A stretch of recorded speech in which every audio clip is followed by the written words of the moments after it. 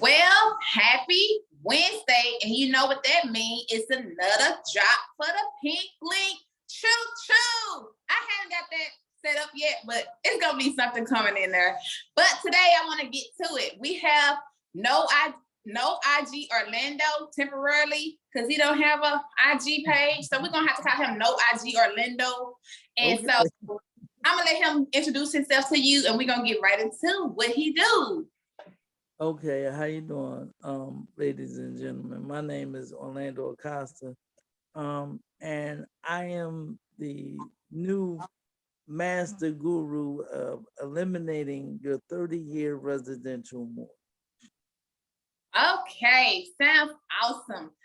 So, Orlando, fill us in more. How do one eliminate their 30-year mortgage? Like, how did this start for you? We can start there. How did it start for you? How did you get into this? Well, basically, I mean, I got into it by virtually being, homeless and getting into the law. I got into the law first. So basically, I was a community, let me run it back. I was a community advocate for about 12 years, fighting the school district, making sure kids had resources and exposing politicians that didn't do what they needed to do. And moving past that, by me being disabled, in a wheelchair and different things, I just learned and just started learning different things. So I went from community advocates, schools, housing issues, to writing bills and policies, and then running for state representative twice in my city of Philadelphia. Wow, so that's amazing. So you said you was a community advocate, and so through doing that, you transitioned into writing policies and things of that nature, which led you to stumble upon, how to delete your 30-year mortgage. Is that where I'm hearing? Yeah, basically, I mean, in the short realm, in the short time span, because then I started learning law because, I was, homeless 5 times. Homeless 5 times? Yes. Wow, amazing. You're such an inspiration, from, just overcoming the obstacles and being where you are today, not letting those things hold you down or, be held back by, society's woes or whatever, but just taking those things and continue to inform yourself in your position and taking, control of your time to, do what you're doing and helping people eliminate their mortgage. So how would one position themselves to be able to start eliminating their 30-year mortgages? Well, first of all, they would, let me go back. Your mortgage is an investment contract. It's not even a mortgage. Because when you sit at the closing table, they are going to take when you sign that mortgage now is an asset.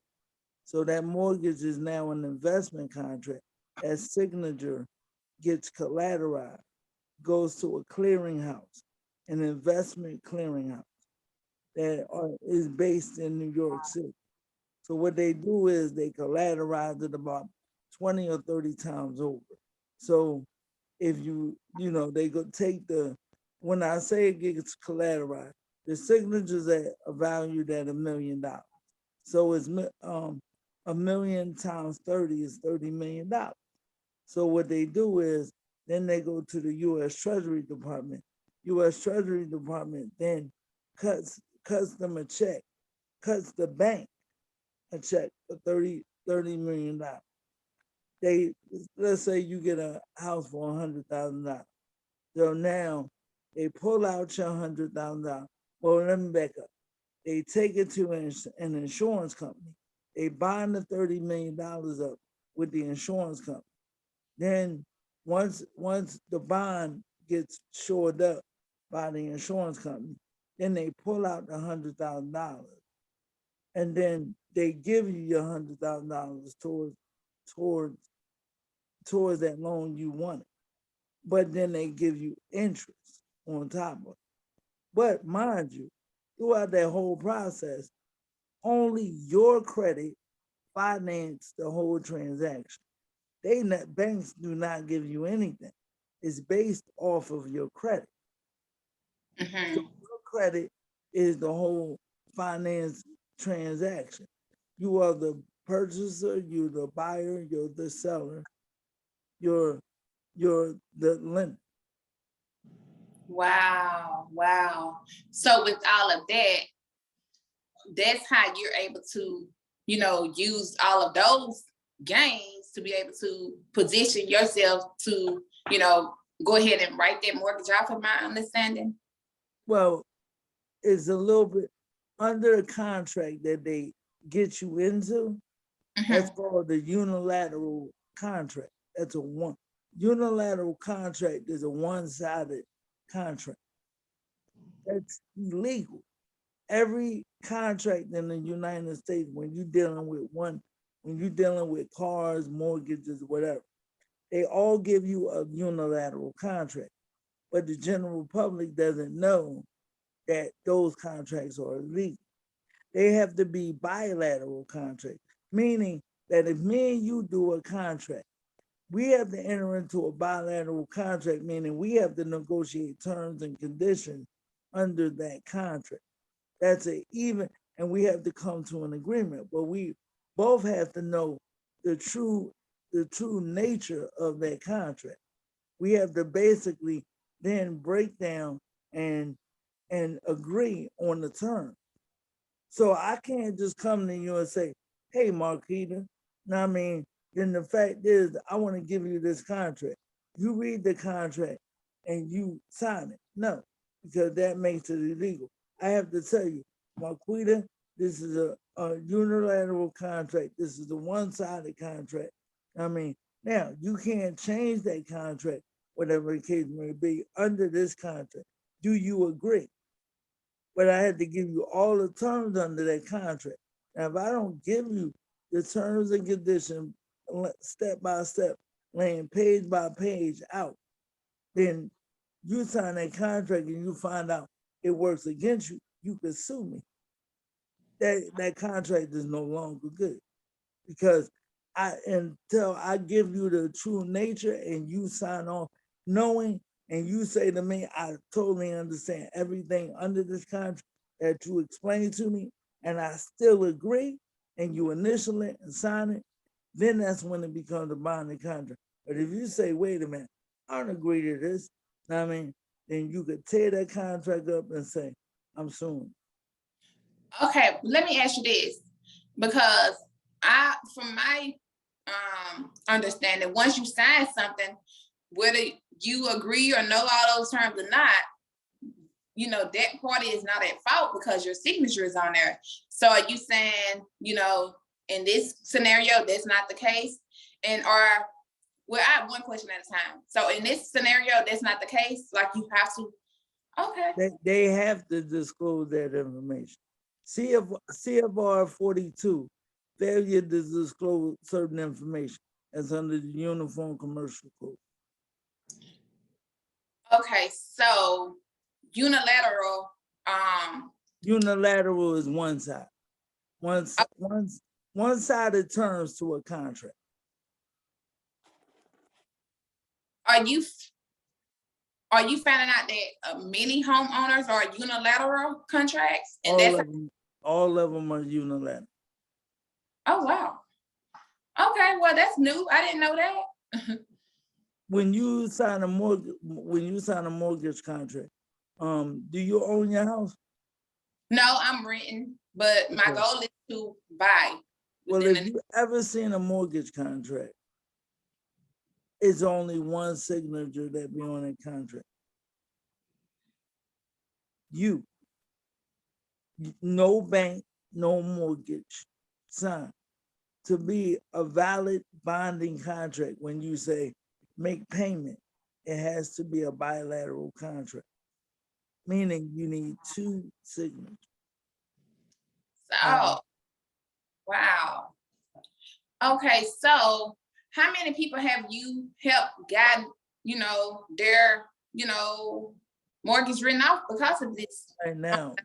Right now I'm on my 5th one. Amazing. Congrats. Like, that's amazing. So, I'm sure you've done this for yourself. So were you the first person, or I'm like you, I rent. Oh, okay. So you feel like rent is smarter or mortgage? No, it's just when you understand this financial situation and you understand the whole gamut of the financial situation, you move at a slower pace because you don't seem like it's right. Like Federal Reserve notes, what people don't know is people that work 8 days a week, 765 days a week. The only reason Federal Reserve notes are being used, like the money in your pocket, that has no value to us because we lost true money. True money was gold and silver. Article 1, Section 10 says that gold and silver is the only currency to pay a debt. Anything beyond that is considered illegal. Now, yes, we use Federal Reserve notes and they are in our system, but they have no true value to pay anything. It's just on the fact of our credit and the sweat equity that people give in jobs. You're the collateral equity that's paying everything, your physical labor. And you go to work 9 to 5, that's what's paying everything. And also your, something that's being traded. What did your mother and father sign that's worth $1 billion the day you were born in the hospital? And that's all I'm gonna say.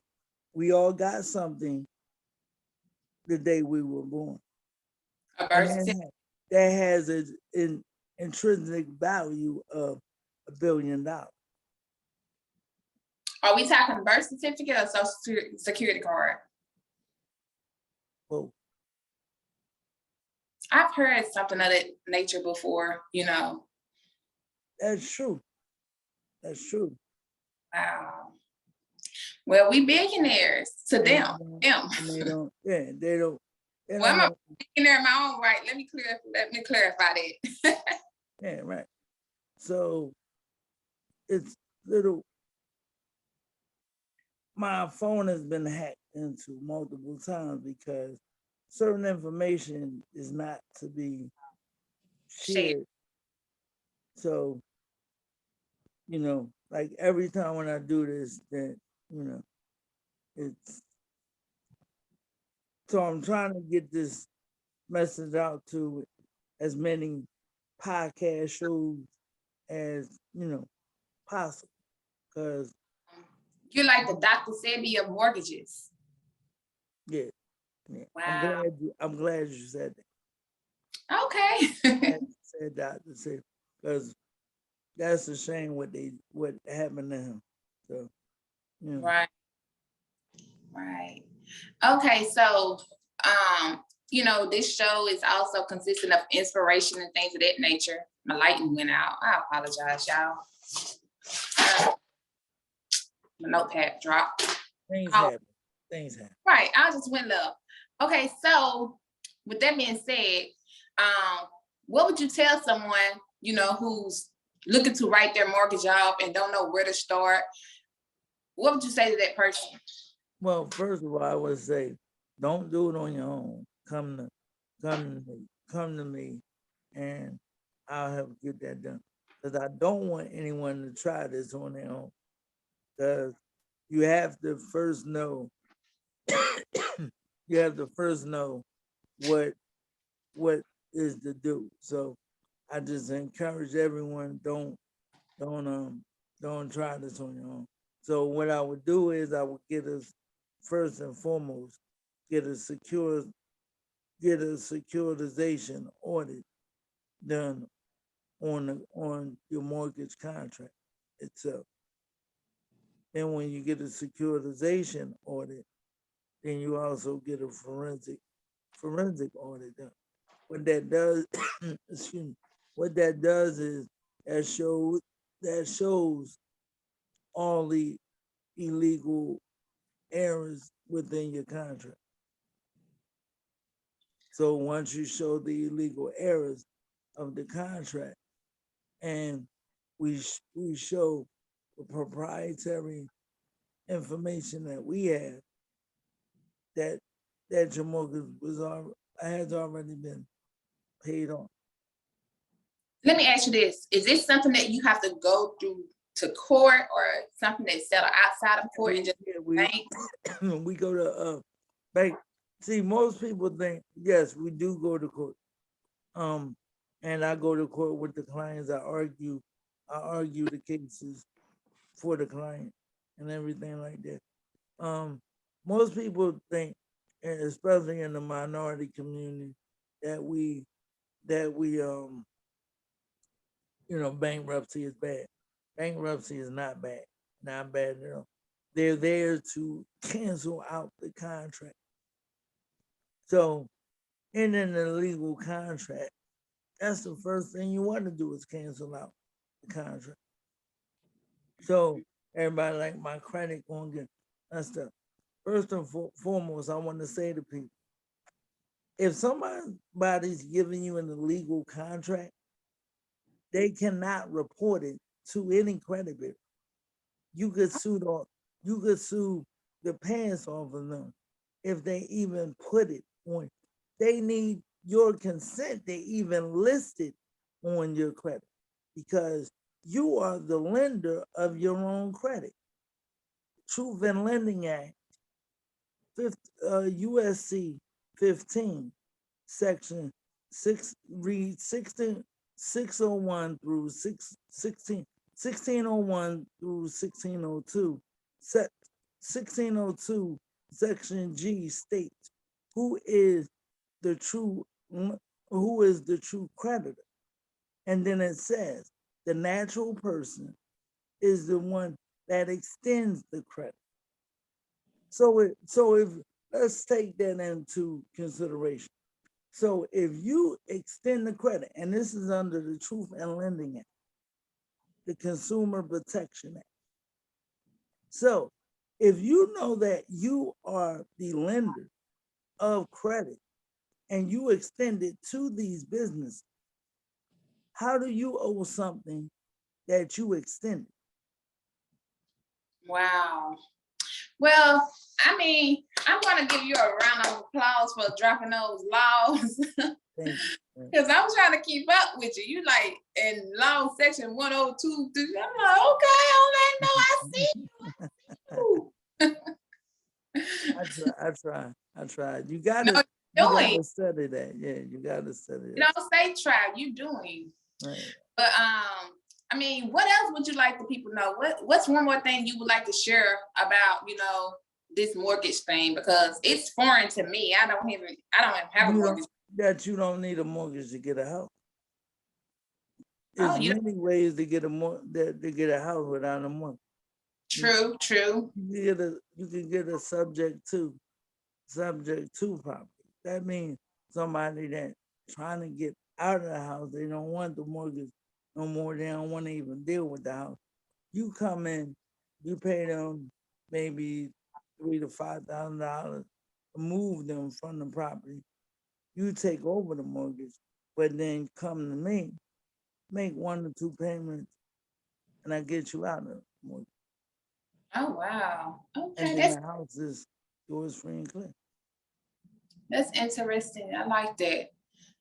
So it's several ways to get a home besides getting a mortgage, and Yes, just tax lien, share sale, whatever. yeah. I want to get tax myself. Nobody should ever be losing their house, because I want to also say this. No mortgage company can ever foreclose, because only the IRS could foreclose. So I want to put that out.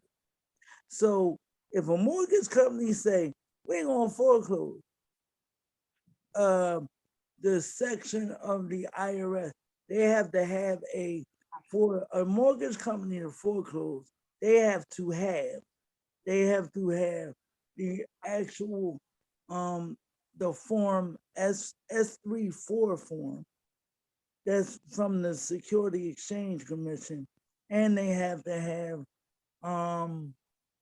the now my brain is running the blank, but I believe it's one other form they have to have. So they have to have two forms. I can't right now. My brain is running a blank, but they have to have two forms with the court form to foreclose, and they most 90% of the time they don't. So if only the IRS to foreclose, not a mortgage. Oh, okay. That's interesting. I'm learning a lot today. I'm learning a lot. So with that being said, and as we transition to get And basically, and let me just say this, basically, when we go to court, we go take you through the bankruptcy process. It gets you the house back. So once the house gets turned back over to you, then we go to federal court to sue the banks for how many years you've been in the house. So that means if you've been in the house 8 years, we keep simple numbers. So we just break it down at $1 million a year. So we sue them, we try to get you that $8 million. If you've been in there 8 years, it's $1 million a year. So one quick question, because you said we sue them. So do you act as a lawyer to the clients, or you just Power of attorney. Okay. I'm not a lawyer, but this is the thing.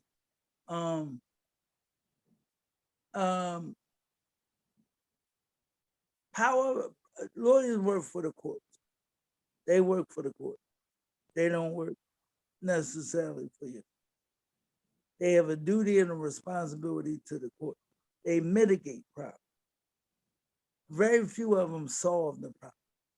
They kick the can down the road. They mitigate it for a couple months. Then, they say, oh, we got to go back. That's more money. Right. I try to go in there, do what I do, and get it resolved.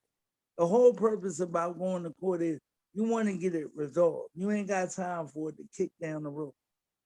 Right. You want to get it resolved. But see, and when you're dealing with lawyers, it's all about revenue. Yeah. So true. They're not. You got to really evaluate: is this lawyer really speaking in my best behalf? And I'm not going to say all lawyers bad, but the larger gamut of it is it's not. Just like doctors. Yeah.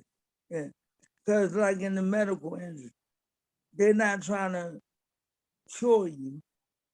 They're just trying to keep keep the gravy train of medicine.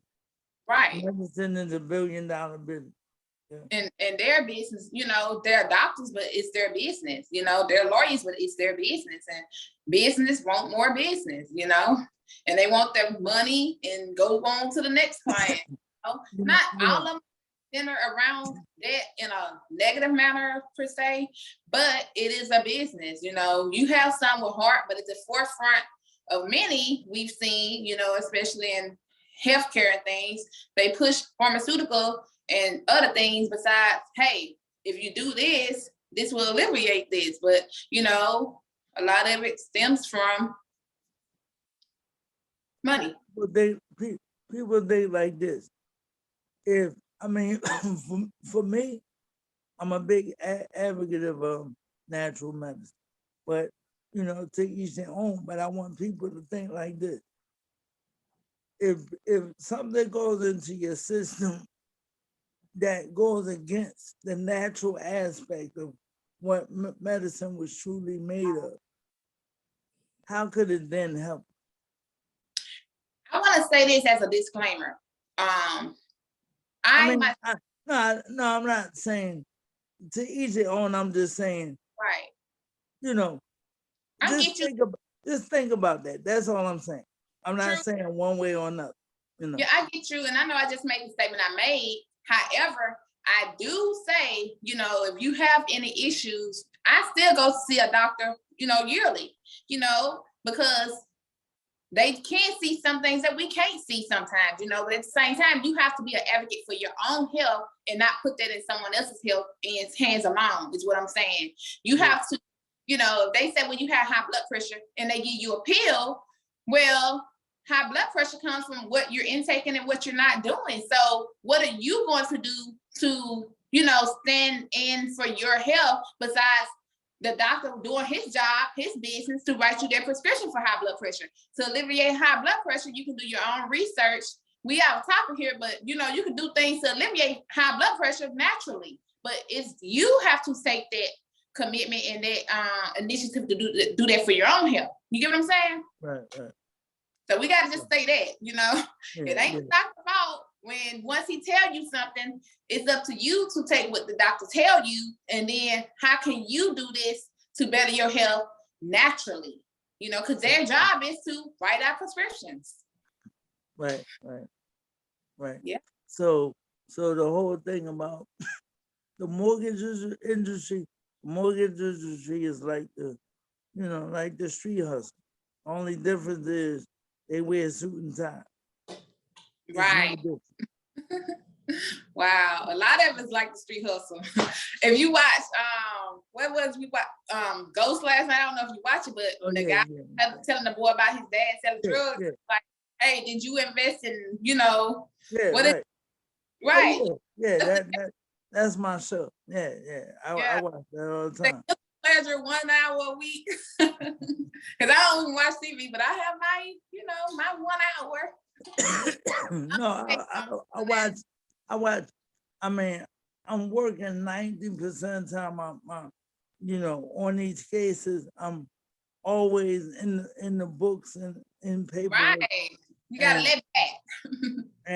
and I need to get, you know, my systems in place. Because, man, right now I have no system in place.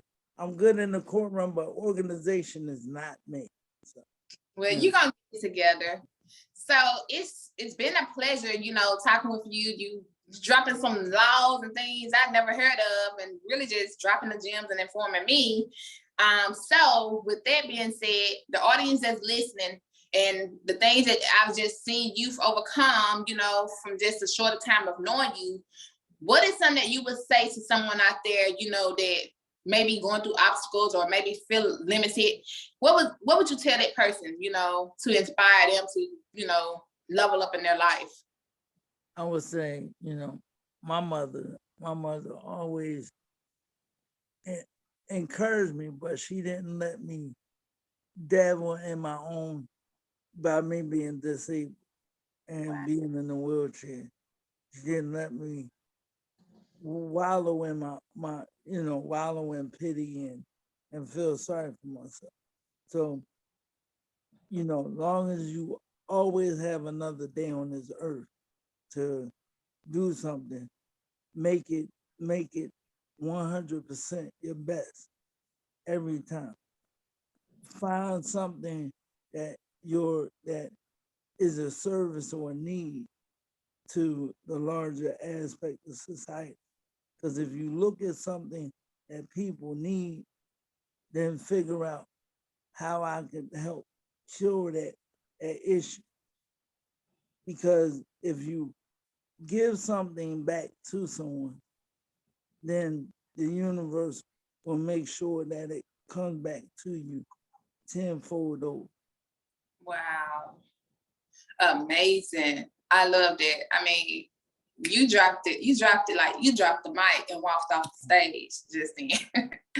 And so with that being said, I want to say this right fast. Anything is possible when you believe that it's possible for you. You know, take the limitations off your thoughts, and you take the limitation off your life, because it starts with what you're thinking here. And so, Orlando, how can the people reach you? No IG, Orlando. I know. You gotta help me with that, or plug me into somebody with that. I know. So I did have an IG, people, and I did have a website I've been hacked into, so that's why it's down. It's not like I started a business and just don't have nothing. It just got hacked into, so I'm working on that. But how they can reach me is they could call my direct office, which is 267-675-7045. Please leave a message and I will get back to you.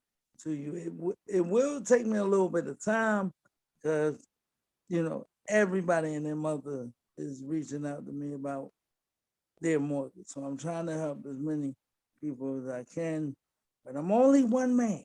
Booked and busy, y'all. So if he's booked and busy today, imagine where he's going to be in the next. You tell us, in the next 2 to 3 years, where do you see yourself, Orlando? Just continuing to help the people, and making sure that my children's legacy and my family legacy is secure. Amazing. Well, I want to thank you once again for coming on, sharing your gems with the pink link, and it's amazing, and it's such a pleasure, speaking with you and just getting to know more, about mortgage write-offs and things of that nature. If that's the right words, write off my mortgage when I discharge. Mortgage discharge. Thank you for correcting me.